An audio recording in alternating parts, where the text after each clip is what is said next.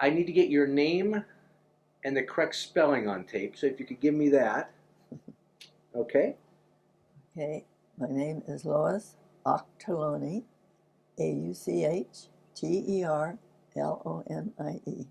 And is that a married or maiden name? That's a married name. And what was your maiden name? Lois Dobbin, Dobbin. I-N. And where and when were you born? April 14th in 1917. And where? Viola, Kansas, a wide spot in the road. Is Viola still there? The school's still there. Oh, really? Oh, wow. Huh. So, growing up as a little girl, what did your dad do? Because we're just coming out of the Depression probably when you're growing up, aren't we? Yeah. Of course, I was born before the Depression. And my father was in a tire business, I guess you'd call it. They did a little repair work too. And but he died. He was only 45. The heart problem. So what did Mom do then? Well, Mother went to work with. She worked in the county treasurer's office.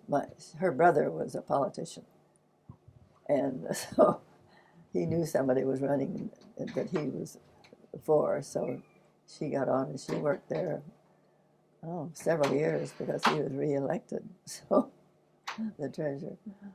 Do you remember as a little girl what you thought you might want to be when you grow up? Not really, but I lived in Wichita, and that was the air capital of the world. At that time, we had Beach Boeing and Cessna, and several small experimental type aircraft. So I was around airplanes. I mean, you heard them and you read about them. Every time you went out to the airport, and some of the races would go through there. That Cochrane was on one of them, I remember. So that everybody went to the airport, and we had a big airport. The airport is now McConnell Air Force Base. Wow. So you were excited as a little girl. You had some connection to... And my brother had a friend who had an airplane. Of course, they never asked me to go, but he got to go. Because you were the little sister? Is that why you never... Yeah, I think that was it. So how did you migrate from there to get to the WASPs? Well, in college, they had what they call the CPT, civilian pilot training, and they'd take 9 boys and 1 girl. And so a friend of mine had signed up for it, and I had a car, luckily. I got a small inheritance from my father's death, and I spent it on her car, which I wore down to the nubbin. But I went to pick her up once, and she was out at the municipal airport. And she was flying, and she came in, and she had quite a bumpy landing, and I thought, that's a challenge. I think I'd like to try that. I bet I could do better. So when they had a spot open in the CPT course, I applied and got it. So it was part of my college. Wow. Now this would have, I assume, prior to Pearl Harbor. Yes, it was prior to Pearl Harbor. Yeah. So were you a tomboy? No? Yeah? Oh, I was on all kinds of sports. And yeah, I'd play pretty much for more the tomboy than the dolls. Because it's interesting, you said that they had 9 men and 1... 9 boys and 1 gal. So you are... And I was the one girl for the primary thing. And so I got my primary ticket, and then they closed the secondary, which was a biplane, Waco, I think. Closed it for girls. They wouldn't let us take anymore. So then 41, December the 7th happened. And I think about the last of that year, I got a letter from Cochrane wanting to know if I would be interested in further pilot training. And since I had the training at government expense, and I thought, gee, that sounds very interesting. So I signed up and got in mid-July in July in '93. Now, 43. had you met Ms. Cochran before then, or she knew of you because you had the qualifications? Only because I had been in the course and she had all the names. So there's quite a few of us that went into WASP that had that course. Was there a sense of patriotism, or was it more the excitement of flying? Well, everybody wanted to do their thing, help. And I had changed jobs and was working at Boeing out across from the municipal airport, which used to be, the small plant, which was the Stearman plant that built the PT-17s that everybody flew. And I'd go up for lunch, and we always had Navy or Army pilots in there, and you'd watch them taxi out, And I thought, gee, that looks like fun. And then, so when I got the letter, I didn't hesitate. I took my physical and sent it in and got in. So where did you have to go to then? Sweetwater, Texas, by train. And I went in July. It's not the time to go to Sweetwater. But I know all the rest of the gals in my class. We had we graduated close to 50, so we must have had a lot more than that. But the wash rate was about the same as men. I know we started 6 in our bay and ended up with 2. Wow. But they didn't have to get in. You didn't have to have that CP training. If you had gotten your flight time on your own, that was good too. No problem. So what did they do for you? You showed up, and even though you were a civilian, was it like being in the military uniforms, or? Our uniforms were zoot suits over, and I don't know. I know that my bed was 1917 type, but the zoot suits were just, suits that had been well worn. Most of them were well worn, and most of them was too large for women. Too long, you'd have to roll it up. And the smaller the girl, the bigger the suit they'd give her. So we were a motley crew. Now, was it men handing out the suits? Were they being? You think they purposely did that? I don't remember that, but probably. So what they did they? Was it train? I assume there was flying training, but was there marching and those types of things too? Or? Oh yes, you marched to all your meals, except on Sunday. And you marched to flight. If you were on the flight line, you marched. If you went to ground school, you marched. Because it would take the whole class or half class, whatever it was. And yeah, we did a lot of that, a lot of physical training. Right out in the big open field. Rain or shine, it was a big open field. Dusty, dirty. I assume it's dusty. It's dusty. West Texas is dry, pretty much. But it rained occasionally. Like you said, you flew in the summer, and that wasn't a good time to fly in. Was there a good time to fly in the?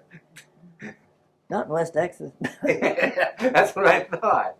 Hot and cold. But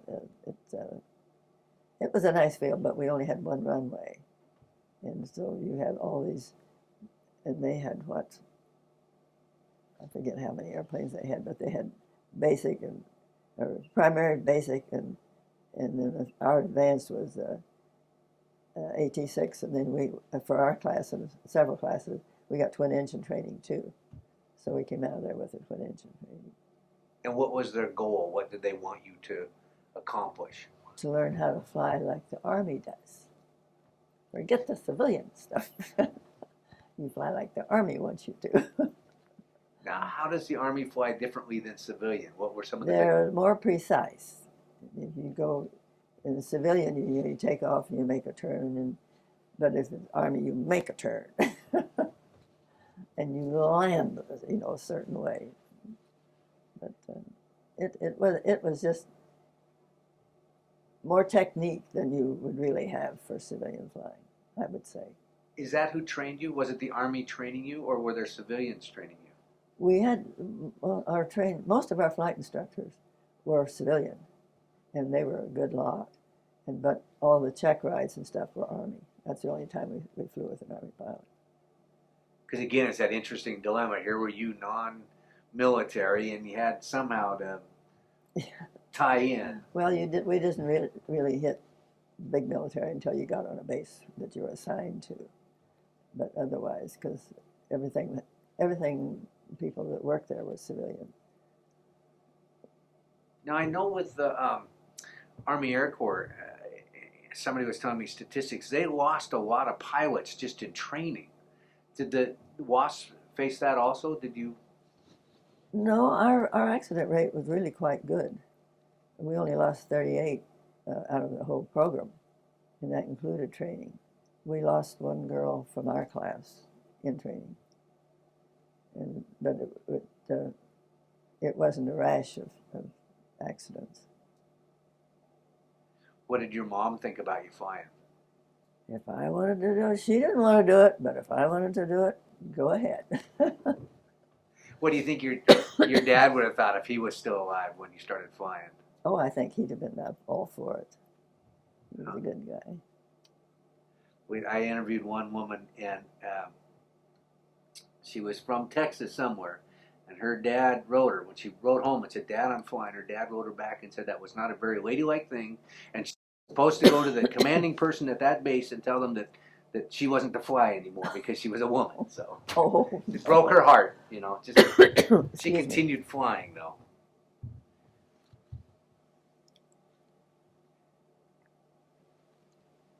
So where did they ship you once you got done with your training? Williamsfield, Arizona. More dry air. It was an advanced base, and they flew AT-6s mostly. And I think we must have had 300 or 400 airplanes on the base. Wow. And our job was to test them. Anytime the mechanics had to work on them, which was frequently, then they had to be flight tested before the cadets could go back to the cadets. So that was our job, was to get them flight tested. Of course, they all had $10,000 worth of insurance. We didn't have any. The government didn't give us any either, because we were paid by civilians, and then you couldn't get military insurance that way. It's interesting. So they repair them and hope the engines are working right, and you have to go find out if they're. Yeah, well, we worked at the production line maintenance, and I think it was a captain, was sort of over the whole thing, and then the guy who was responsible for having the testing done and getting them out of the shop in good shape and whatever. He sort of looked after us. But he didn't. When he found out they were going to have women pilots, he went in storming to the captain and said, "I'll go to the walking army, but I'm not going to have any women pilots flying my airplanes." And he later gave an engagement ring to one of the pilots, to a women pilots. So you guys swayed his opinion a little bit of. Yeah, he found out we could do it, and some of the mechanics, I think, of course, you'd hear talk, and he'd get the word of that somebody, boy, they were going to fix those airplanes. They weren't going to have any, didn't want to work for women. And so he would tell them, "Well, you fix the airplane and you'll fly in the back seat." So we never had any trouble. That's amazing to think of. That again, you talk about discrimination, and here it was pretty blatant discrimination. There was this country coming together, and the patriotism that was there, and everybody was doing their job, but yet on this certain level there was still that. Oh yes, yeah, we got a lot of that when we first went on the base. Well, the CEO told the first girl to take her bag back to the gate and take the bus back to town. He wasn't going to have any women pilots on his base. And she's standing there with her orders signed by General Hap Arnold. So she said, "I'm staying." Of course, his people in his office, the sergeants and whatever, they knew that regardless of what their boss said, the CEO, that we were staying. But they didn't open any doors for us. In fact, I think I've told the story before. The first girls that came, there were two of them. Lila got there first, and then Ty came in. And they were taking breakfast and lunch and dinner standing up in the PX to eat. And so the Red Cross man realized that something was wrong, so he talked to them and found out why. And they were allowed in the officers' training because they didn't have any rank. All we had was silver wings and our pinks and greens. So he went to bat and found out what was going on. So then he got us into to be able to eat in the officers' mess, officers' quarters. So then, of course, when you hear that the CEO says no, that goes around fast. So they'd go in to eat, and the officers wouldn't speak to them, and they wouldn't pass them food. So that by the time I got there, they were already there, getting into the officers' thing. So we'd go in to eat, and one of us would try to sit on the end, and the enlisted men who served have to bring the food out to the tables. You know, you always fill up a table no matter what, and then just go on the next table, fill that one up. But they would come around and be sure if we were sitting down the end, then they'd start the food from that end. So at least we got fed. But it took about a month after we were there, and one day we got tickled about something, and we just laughed, and they were dying to know what we were laughing at. So, and after that, then things moved out pretty well. I've got to, let me adjust the mic. Oh, I just got to tuck this in a little bit. It's roughing up the mic. Okay. It's, it's interesting because when you read a lot of the books and watch a lot of the movies, again, they create this picture of all these sex-craved military guys and all these USO women and the other women. Again, they would have been catcalling all that, but it wasn't that at all, it sounds like. It sounds like there was a little animosity. And when we first came, there was, yeah. Was that more among the older military and less than the younger, or just across the board? It was sort of across the board at first. But then once they found out that we weren't pushing them around and we were nice to them, then they ended up being nice to us. But it was funny because you walk down the street and here your wings are and your pinks and greens and no rank, and the enlisted men would start to salute, and he didn't know whether to or not. Of course, we never wore hats. So that was always fun to see them kind of just not know what to do. Because that probably was kind of a challenge because you looked military. Yeah, and we had wings. Yeah, and a uniform. Yeah, uniform. Huh. Did you have a passion for flying? Oh, I wouldn't call it a passion. I like to fly. The first time I ever went up in an airplane, I just about got sick. And I thought that'll cancel out everything, but it didn't. It was when I was in this college program, and the guy that owned the flying service took me up, and he wouldn't know how I was doing. I said, well, so he landed in a nice pasture. He found him. We got out and walked around, and he explained flying a little bit to me, and that was the only time I started to get sick. Huh. Wow. You started to tell a story earlier about how there were a lot of so-called emergency landings at some of the air bases that the women were at. Could you tell me that story? Yes. We only had one runway at Sweetwater, and not too much parking places with all the training planes, because it wasn't a really big field. And as soon as they found out that there were women training there, then they were always ferrying airplanes back across from wherever they were built to wherever they were going. And these airplanes would just happen to land there on a Saturday afternoon. And so it got to the point where we were, it was, I forget what they call it, not a closed field, but it was not open to transients. Not open to transients. It's interesting because as you start describing the flying, sounded very different back then than today. It was kind of loose just because of technology.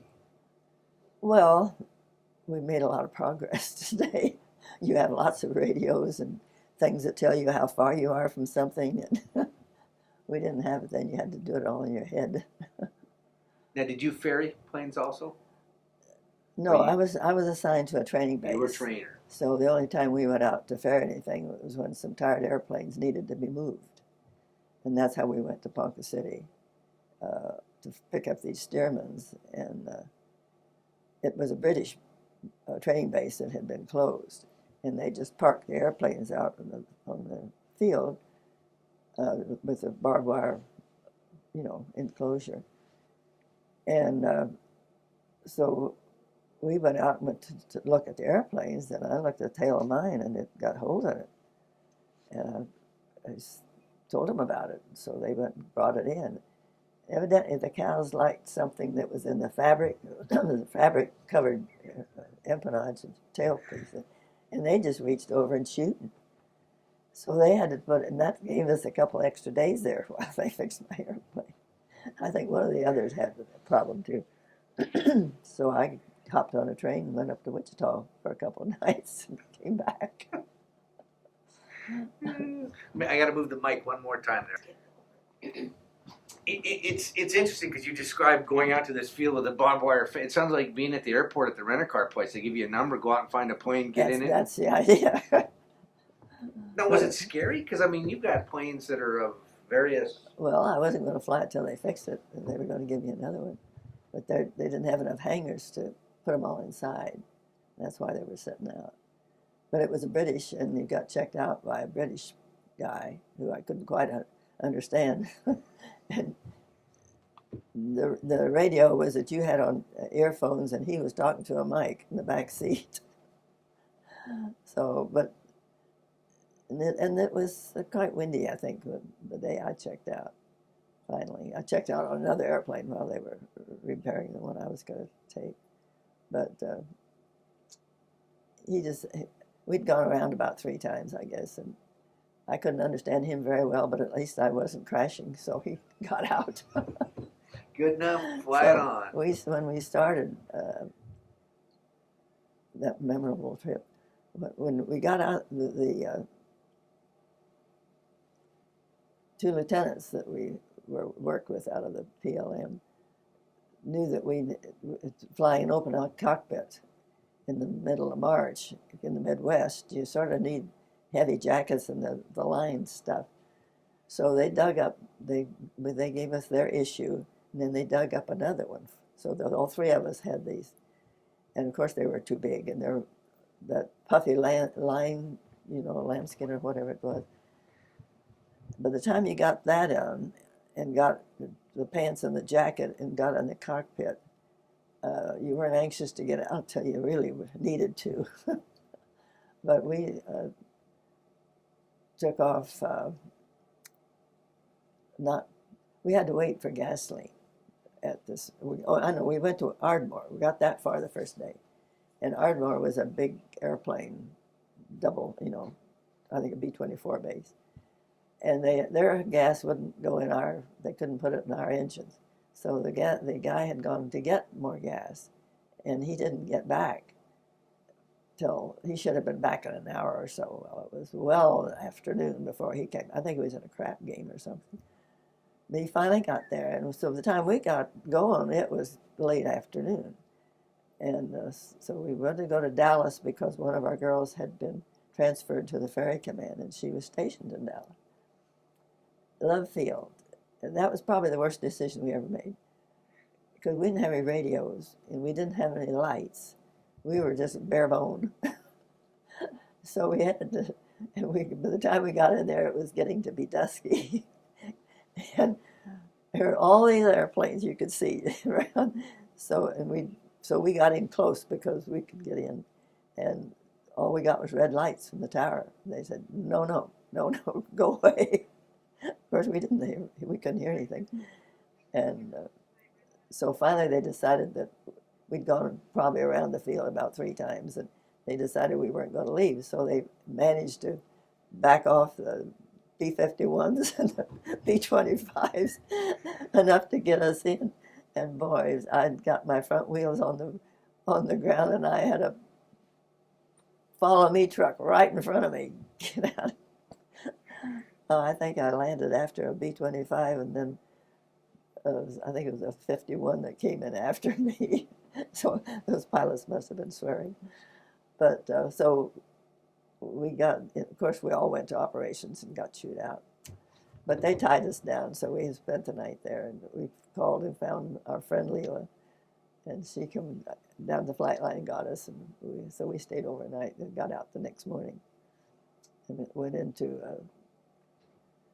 I think we got as far as Abilene, which is a fur piece from Dallas. And that's when I said, you go in and get the weather and whatever, and I'll just sit here. And they came back and they said, well, if we're going, we have to go now if we're going to get in the Sweetwater.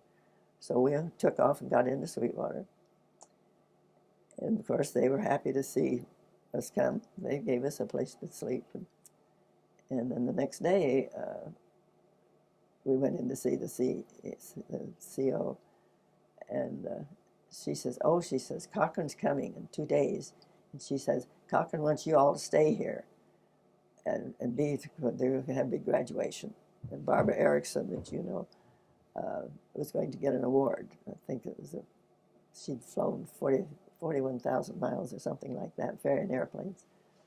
And it was a nice award. And so that was all right. So then they said, well, we'll give you your uniforms. So then we got our nice blue uniforms. We had them adjusted a bit in town, so when Cochrane arrived, we were in good shape. And so then after the ceremony was over and Barbara got her award, we went out to the Cochrane, and there were General Hop Arnold and I think 3 or 4 other generals with him for this big occasion. And so when we went out to go out to the flight line, so we did, and Cochrane introduced us to the generals. And General Arnold says, why don't you girls hop in and we'll take you to dinner in Dallas, and then we can send you back tonight by airplane. And oh, that sounded real good. And Cochrane's saying, no, I have business. Well, we were asked anyway. Made our day. Wow. So then we got out the next morning. Now, did you still have to buy those uniforms at that time? No, they issued them. So those were issued by that? When we deactivated, we had to buy what we wanted to keep. So where did you deactivate from? How did you get the news that you were being deactivated? We had heard rumors. And then I think somebody got a phone call and said that December 20th would be the last day you'd have to leave, which broke our hearts because we really were enjoying it, doing a good job. All the girls were, wherever they were. But that's how politicians let you down when you need them most, you know.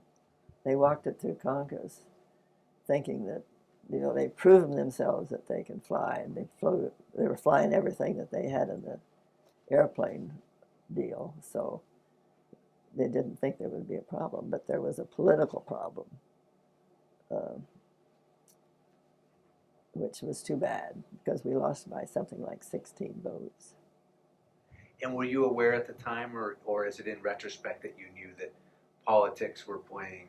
Well, you know, we didn't have TV, and our radios weren't too good, so you didn't really know what was going on.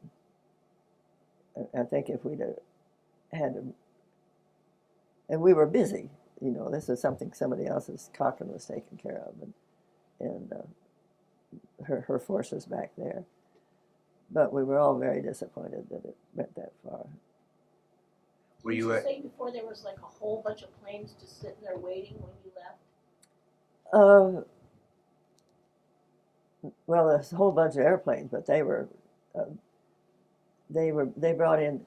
We got some of the fighter pilots that were coming back, and they were being assigned at bases, and so they were, for about a couple of months, they had been more or less on And they'd come down and fly just to get to fly, even though it was an AT-6. But it was sad, and who knows where it had been if they'd have taken us in. And it took several decades, and then finally the Navy started women pilots training. And I thought that was odd, because the Army had already done it. You know, well, I guess they read the records and whatever, and they started it, and so then the Army couldn't let that go without them doing it too. So, and we have an organization of both present day and the old girls, and they all know that if we hadn't broken the ice, they wouldn't be where they are today, and they're very appreciative. But what was I going to say? If the opportunity were there, do you think you would have continued to? Oh yeah, I think we all would have. It's nice flying those nice big airplanes, and I'd rather sit behind a 650 horsepower engine than 180. Makes a difference. So were you in Arizona or Stillwater when you got deactivated? Oh, Sweetwater. no, I was in Williams Field. Arizona. In Arizona. I had been there a year. So here's your notice. Thank you very much. I think the happiest guy was the CO. He didn't break his heart at all to see us kicked off the field. The fighter pilots that came back, pursuit pilots, they thought it was great that women were flying. You know, they were fun to talk to, and so when they found out we were leaving, they were the instigators that they were going to put on a big dinner for us at the officers' club. So they did, and the colonel, I won't call him by name, the colonel arrived as one of the people, and that those honor guys, they made a point that everybody should know that one of our girls who taught Navy pilots before she came into the WASP, and I forget how she had 3,000 hours or 5,000 hours, it was something like that. And somebody else, are you looking for somebody else?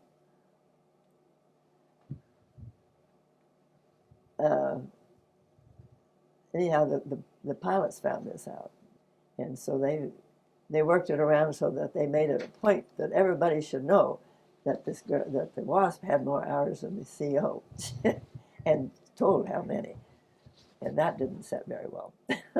Because I would guess the CO was probably a curmudgeon-y old, never made to be a real pilot kind of guy. So, well, I kind of thought because he hated Cochran, so I figured that she must have beat him in a race someplace, because she raced quite a bit before this all happened, and but he just was never on our side. But it was, most of the bases, the girls were welcome, and they had a wonderful time. But we just had a little rough time. I've heard a lot of times sometimes there were these leftover relics from World War I that were still at, they'd been stationed at bases, giving a job away, and so they kind of like pushing their weight around. They'd do it probably with the guys too, but the women coming in just wasn't. What was Cochran like? She was a very, very interesting person. She was a very strong woman, and of course had her own business, besides being married to, what's his name? I'm sorry.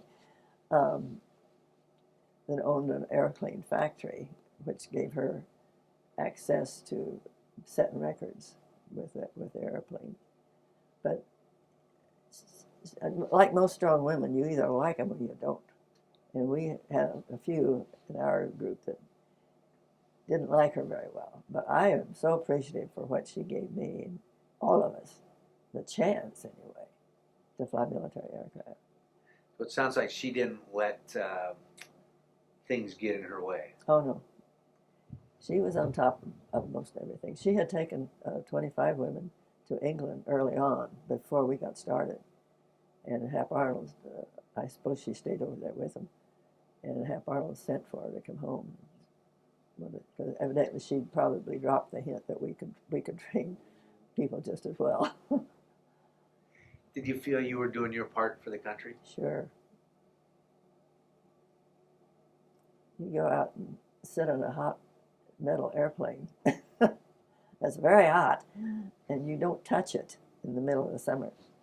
We wear our zoot suits with things clear down to here and gloves, so that when you're trying to get in, you have to grab hold of the airplane because that metal is hot.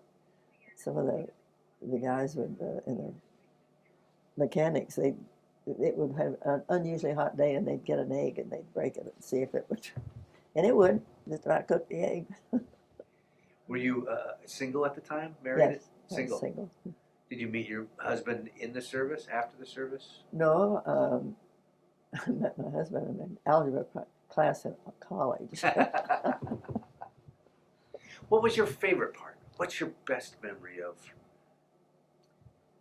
Oh, I think the gals, because we all had this one thing that we had in common. And you meet them today, and it's just like yesterday, you know. Oh, you haven't seen them for 5 years, but you pick up where you left off. What about, because you talked about, you have the two groups, the women of your era and some of the younger pilots of today. Mm-hmm. When you meet them, do you realize, do you know what you did for them? The doors that you opened? I mean, is that a... I tell you, I'm amazed at what girls are like today. They are so sharp.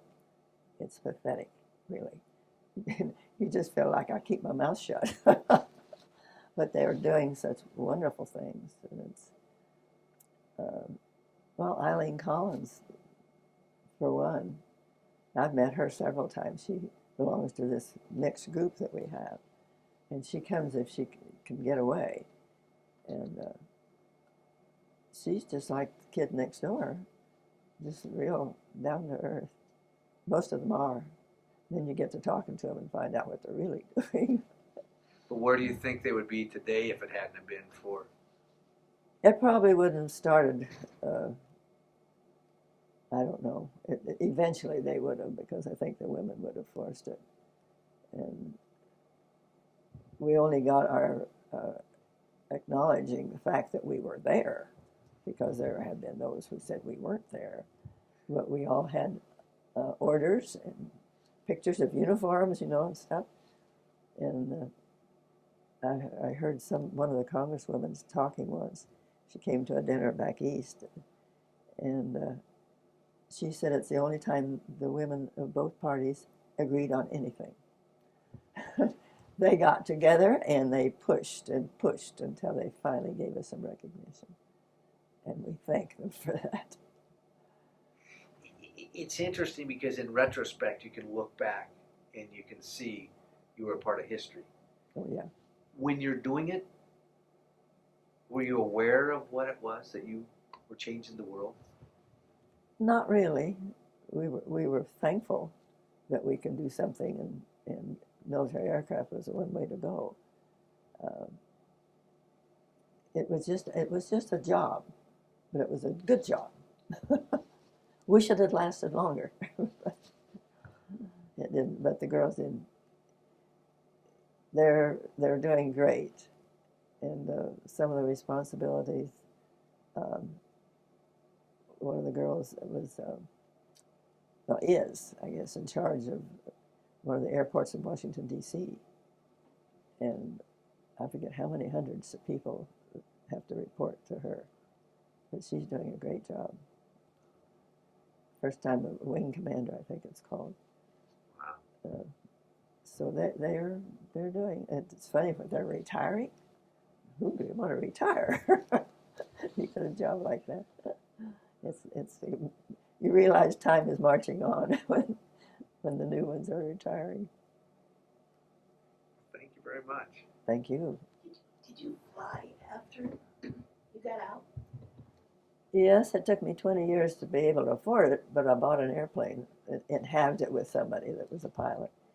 And then he was transferred out of Massachusetts, where I was living. So I had to buy him out.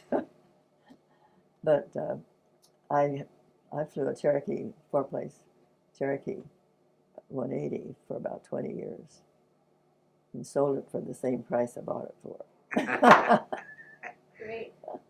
Of course, dollars were different then. Yeah, but you know it's interesting because a lot of those planes, boy, I tell you, they you know you keep them, and they just keep reselling them, and I don't think they go down in value. It's I sold it in, let's see, we came out in '80. I sold it in '86, I think, and maybe '85 or '86. And I have a friend that lives in Laconia, New Hampshire, and I got a note every once in a while. But, well, I saw 7178 whiskey again. It's still flying. The guy is a musician, and he flies down to Florida, flies it to Florida, and does the wintertime down there, flies it back to New Hampshire for the summertime. So the girl is getting pretty good care. What was your favorite plane while you were in the WASP? What was your favorite plane to fly? The 86.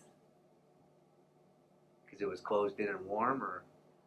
No, it was a fast airplane, well, a fast trainer, and 650 horses get you where you want to go.